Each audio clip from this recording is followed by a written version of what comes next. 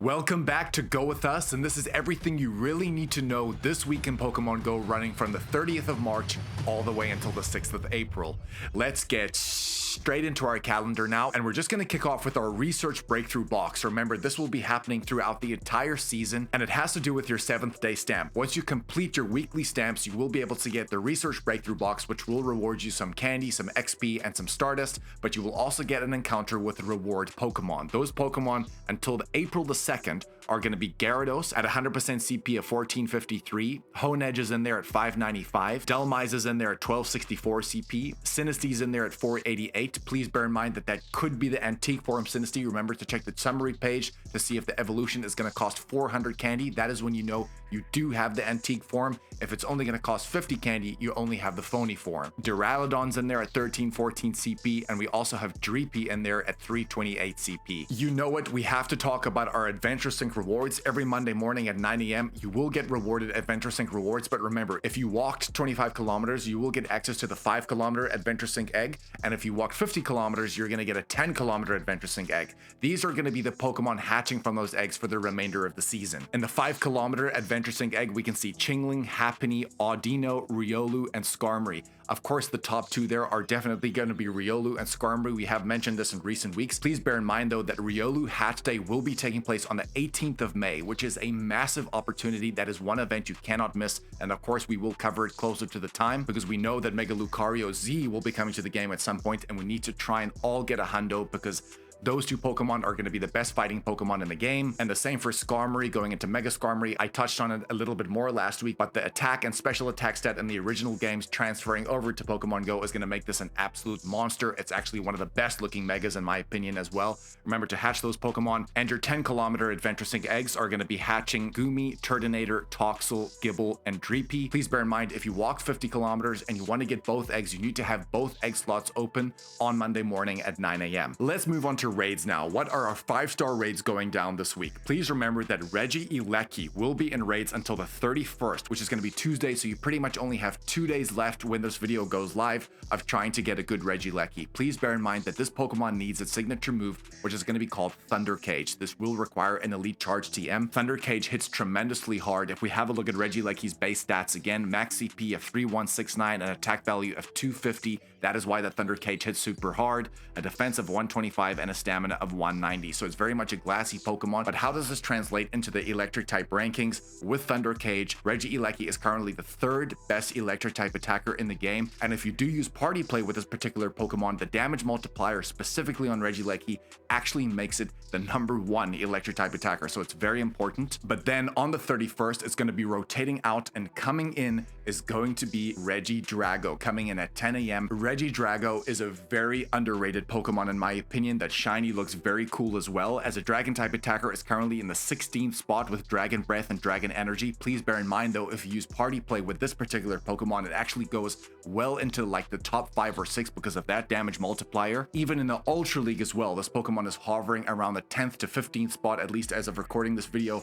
A brilliant Pokemon to go after, very underrated, and it can give you quite a lot of utility across the board. Moving on to Mega Raids. It looks like Mega Houndoom will be in Mega Raids until 31st at 10 a.m. Please remember that Mega Houndoom is a pretty underrated Pokemon still. It's the 6th best Dark type attacker in the game, and it's still breaking into the top 20 Fire type attackers in the game. There are better Pokemon to use in either category, but if you are a newer player and you're trying to get a good Fire or Dark type attacker, this could be a good place to start. But more than that, you want to try and get this Pokemon to Mega level 3 as well, so that you can reap the candy and XL candy for Fire and Dark types whenever those events do come around. Very, very important to do that. Mega Houndoom will be rotating out on the 31st, and coming in on the 1st at 10 a.m. is going to be Mega Manectric again. Mega Manectric is currently the best electric type Mega Pokemon in the entire Pokemon universe right now. It is currently the 5th best electric type attacker in the game.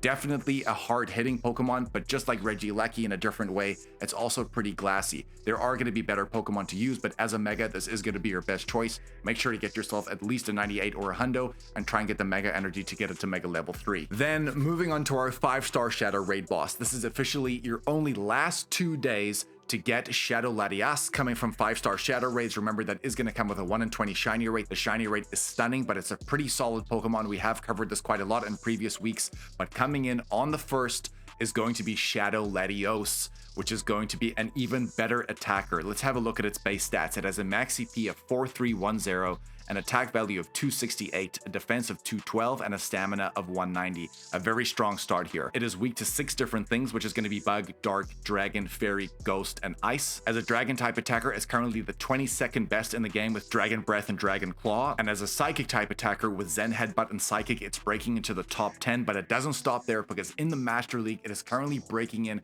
around the top 25 spot as a Shadow. These Pokemon are tremendously good because remember, Shadow Pokemon hit 20% harder on their attack, which makes the Eon duo in their Shadow forms really strong, particularly Shadow Latios with that high attack stat. Please remember, when you're trying to take down Shadow Latios, around 60 or 70% of its health, the Pokemon will then become enraged. That is when you need to use 8 purified gems in order to take away that enraged state, or you can just power through if you do have the top counters. I would definitely recommend going in with at least 3 to 4 trainers. The Shadow it's not as glassy as people think it is. That is also going to come with a 1 in 20 shiny rate, a beautiful shiny. Let's get back to our calendar again, and we can see there is one more thing we need to look at on Monday, which is going to be the Dynamax Monday of Dynamax Woobat, which of course can go into Dynamax Woobat. Unfortunately, I can just tell you already, this is not a good attacker. It's not a good tank. It's probably one of the worst Dynamax Pokemon that have been released. If you are maybe hunting that shiny for whatever reason, or if you don't have it for the Dex entry, this is probably your only reason that you would be going after it. Let's cast our eyes back to our calendar again. Moving on to Tuesday the 31st, we have our first event of the week, starting also at 10 a.m. is going to be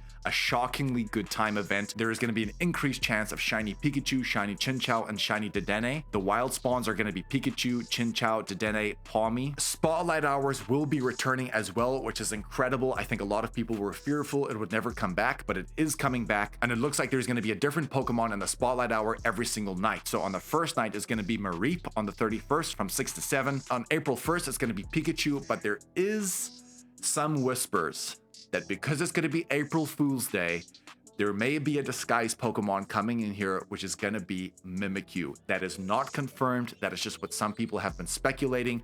This could be a very cool way to disguise Pikachu on April Fool's Day. On April 2nd, we have Magnemite. April 3rd, we have Chinchou. April 4th, we have Pawmi. April 5th is going to be Dedenne, and April 6th is going to be Joltik. In field research, we can also encounter Pikachu, Magnemite, Mareep, Chinchou, Joltik, Dedenne, and Pawmi. But over and above everything, there will be a shockingly good time new Go Pass that will go live. The main rewards at the end of the free track are going to be encounters with Raichu, Chinchou, Dedenne, Pawmi, and more. And we can also see things like Ultra Balls and candy. And if you did buy the deluxe version, you're going to get like an electric avatar item pose. You're going to get more encounters with electric type Pokemon, probably things such as Raichu and Alolan Raichu. There's going to be rare XL candy and more. When it comes to the bonuses attached to this Go Pass, at tier 1, which is going to be level 25, incenses activated during this event will last up to twice as long.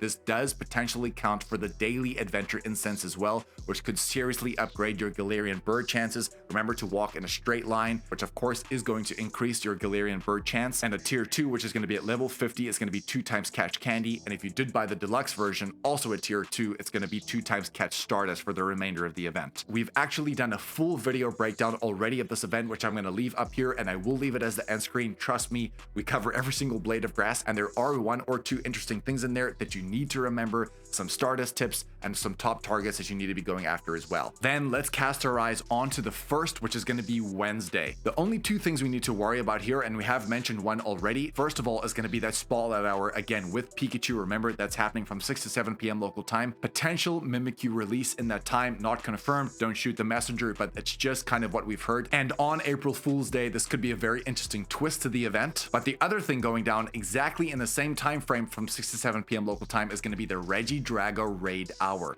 Regidrago actually hasn't been in raids for some time, so this is a good opportunity to try and crush a few of those. And maybe if you are raiding, try and throw in an auto catcher, because you never know what Pikachu you may get. And of course, that Pikachu is going to be shiny boosted as well, so more potential shinies. Please remember Go Battle Thursdays, which allows us to complete up to 10 sets on that day, which is pretty much 50 battles, but at 4 times Stardust rewards. Trust me, if you're trying to get Stardust, please try and get into the Go Battle League. It's actually really fun, to be honest. A lot of people get addicted to this. I know some trainers that actually play this every single day. and not because they're competitive. They just like battling and trying to rank up as high as they possibly can. There has been a recent rework with the GBL, and I think it's going to get even better going forward.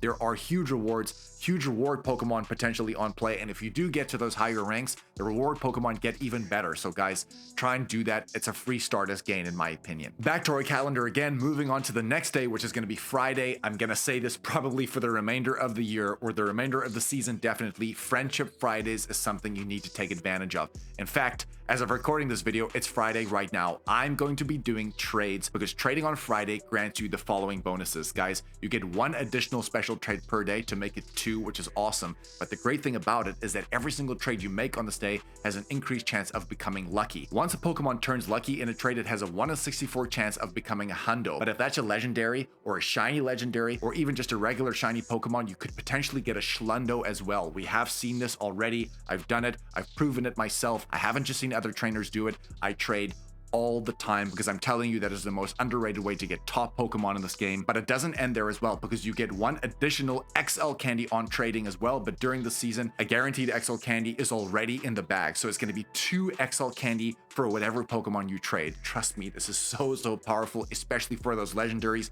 that you're trying to eventually get that XL candy for. Trade your Pokemon. Let's cast our eyes onto the weekend, and on the 4th we have our second official event of the week and of April too. That is going to be Fashion Raid Day, something we have never seen before. Normally, all the Pokemon I'm about to list came in previous years' fashion weeks, and the fact that they're coming back in one big Fashion Raid Day gives us a chance to try and get the hundos or the shinies of these Pokemon. It's going to be happening on Saturday, April the 4th from 2 to 5 p.m. local time. The bonuses is that Costume Butterfree, Diglett, Dragonite, Wooper, Sneasel, Kirlia, Absol, Shinx, Krogunk, Blitzel, and Manchino are going to be in raids a lot more frequently. We can receive up to 6 free raid passes from spinning gym discs, and the other thing is that all of these Pokemon will be coming with a shiny boost as well. So something I'm going to be definitely going after is going to be that Dragonite with the glasses. I would love to get the shiny of this, but particularly the hundo. If I could get it, that would be incredible. The remote raid limit will also be increased to 20 on the Friday and the Saturday from 5 p.m. to 8 p.m., but that's going to be PDT time. So if you want to do some remote raids, it's also important to mention that you don't even have to raid those Pokemon. You could raid the other 5-star Shadow Raid bosses like Regidrago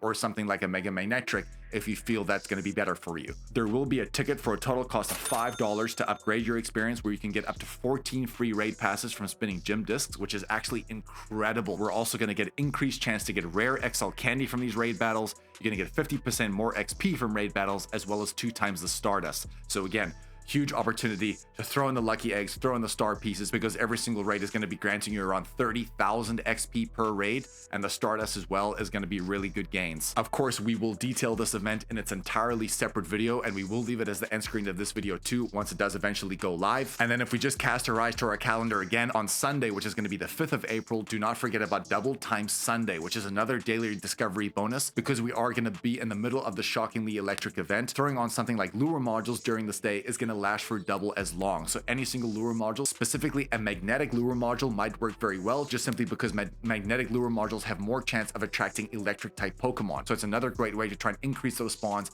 and try and get those boosted shinies. Guys, love you so much. Go with us. Please smash that like and subscribe button, but that hype button as well. We want this channel to go as far as wide as possible. I say it every week, but the more you watch, the more you support us, and the more you share and try and take this channel as far as wide as possible, it really just helps us, and you guys have the power to do that. Appreciate you. Love you so much. Go with us, and we'll catch you in the next one, baby. Shh.